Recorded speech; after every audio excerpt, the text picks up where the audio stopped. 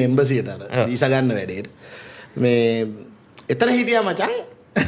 ඒක ආදරනේ සන්න ලව්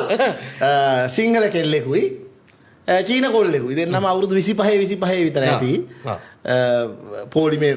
දවසම වගේ හිටියා මමත් දවසම හිටියා ඉතින් මං ඉතින් ගිය වෙලාවේ ඉඳලා අනුන්ගේ ඕපදු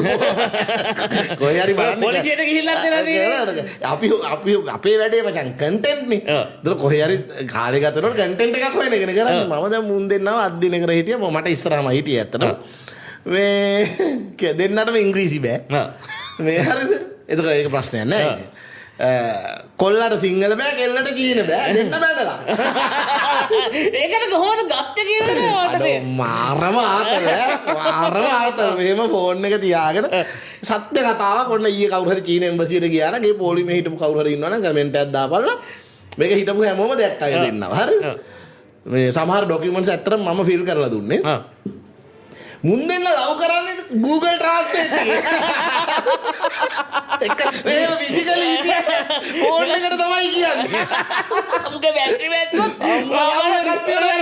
අම්මට සිරි වෙනවා මම කල්පනා කරේ